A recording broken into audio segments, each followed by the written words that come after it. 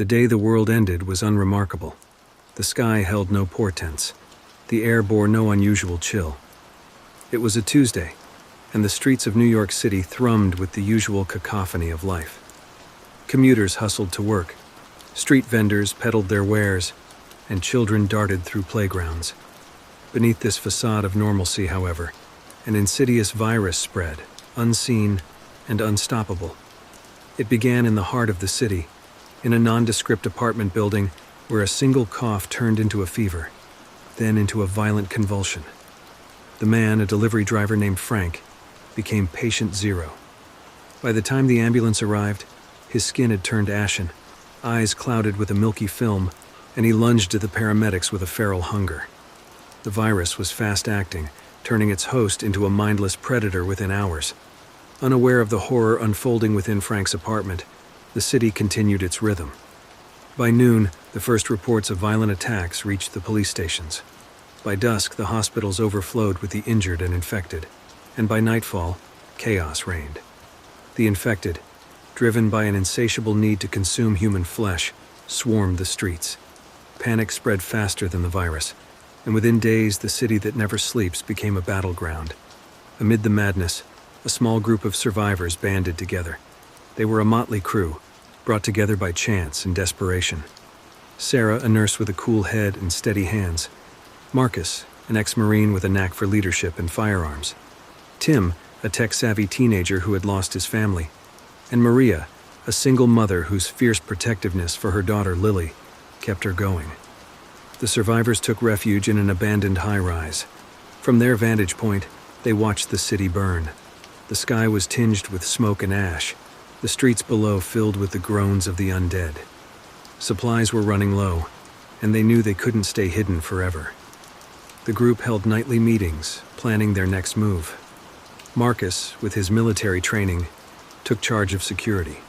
Sarah scouted for medical supplies, and Tim hacked into whatever remaining networks he could find, searching for news, help, or any signs of organized resistance.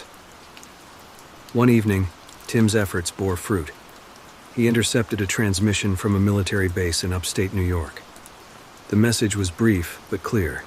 Survivors were to make their way to the base for evacuation. It was their best shot at survival. The journey, however, was fraught with peril. The roads were clogged with abandoned vehicles, and every corner teemed with the undead. But with no other options, they decided to make a break for it. Under the cover of darkness, they ventured out. Marcus led the way, his sharp eyes and quick reflexes ensuring they avoided the worst of the hordes. Sarah kept Lily close, whispering words of comfort to the terrified child. Maria, carrying what little food they had, brought up the rear. They moved swiftly and silently, the only sounds their ragged breathing and the distant moans of the infected. Their first major obstacle was the George Washington Bridge. It was their only viable route out of the city, but it was teeming with zombies. Marcus devised a plan. They would use a car as a battering ram, plowing through the undead to create a path. It was risky, but they had no other choice. They hot-wired an old SUV, fortified it as best they could, and prepared for the dash. The drive across the bridge was a nightmarish gauntlet. The SUV smashed through the undead, its occupants clinging to whatever handholds they could find. The vehicle rocked and shuddered as it struck bodies, the undead clinging to the sides, trying to break in. Marcus, at the wheel, kept his foot on the gas, eyes fixed on the far side of the bridge. They were halfway across when disaster struck. A particularly large zombie latched onto the hood, its weight causing the vehicle to swerve.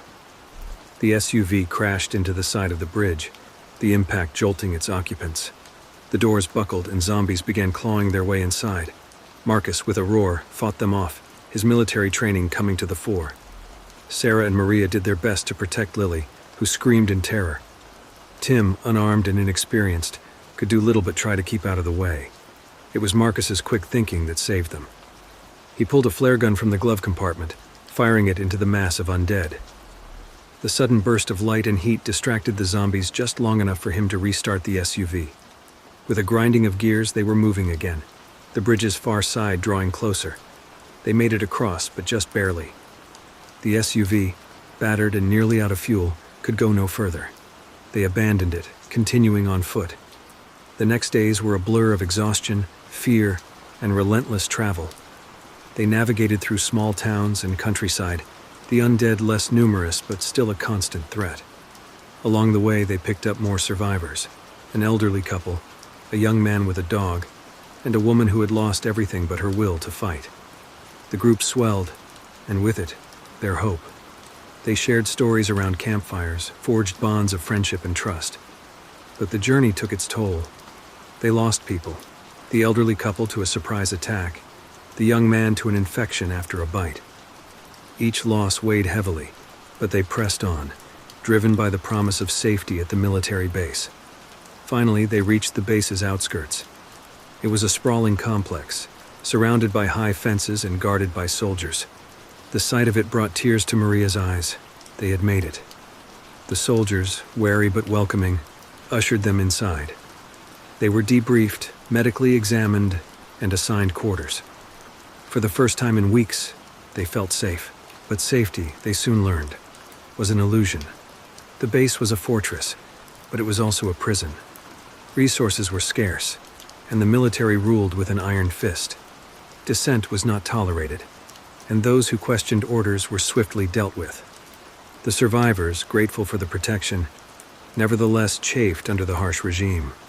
Marcus, with his military background, understood the necessity of order, but bristled at the lack of humanity. Sarah, too, grew restless, her medical skills underutilized in a place where the priority was survival at any cost. It was Tim who discovered the truth. Late one night, while hacking into the base's network, he uncovered classified files. The military knew the virus was mutating, the undead growing smarter, faster. The base was not a sanctuary, but a last stand. The evacuation was a lie. There was nowhere to go. They were all waiting for the end. Tim shared his discovery with the group.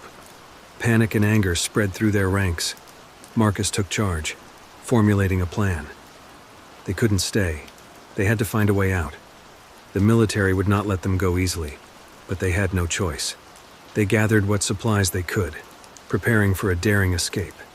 The night of the escape was tense. They moved silently, avoiding patrols, sticking to the shadows.